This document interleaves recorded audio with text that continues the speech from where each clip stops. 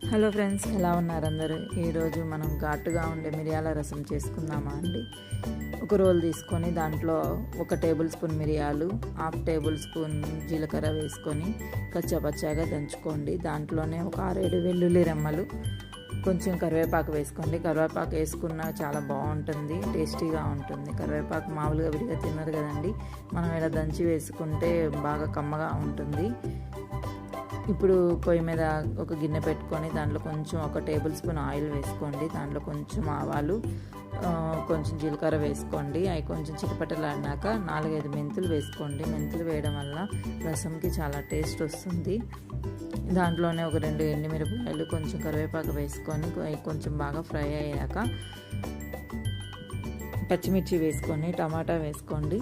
టమాటా కొంచెం మగ్గాక దాంట్లో కొంచెం పసుపు, ఉప్పు వేసుకోండి. కొద్దిసేపు ఒక 5 నిమిషాలు మగ్గించాక దాంట్లో మనం దంచి పెట్టుకున్నాం కదండి ఇందాక, దాన్ని కర్రీలో వేసుకోండి. అది వేసుకొని 10 నిమిషాలు దాన్ని మనము ఆయిల్లో బాగా వేగనిచ్చాలి. వేగాక నేను చిన్న నిమ్మకాయ సైజు చింతపండు రసం వేసుకోండి. మీకు ఎంత క్వాంటిటీ కావాలో అంత క్వాంటిటీలో వాటర్ వేసుకోండి. వాటర్ వేసుకొని దాంట్లోనే కొంచెం గుప్పెడు కొత్తిమీర వేసుకోండి. కొత్తిమీర వేసుకోవడం వల్ల రసంకి చాలా టేస్టీగా ఉంటుంది.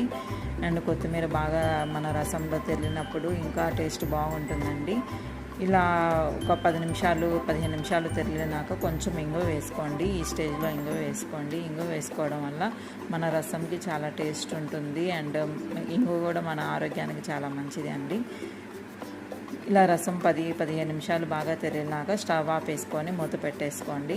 అంతే అండి, వేడిగా ఘాటుగా ఉండే మిరియాల రసం రెడీ అయిపోయింది. మనం వేడి అన్నంలో మిరియాల రసం వేసుకుంటే చాలా టేస్టీగా ఉంటుంది.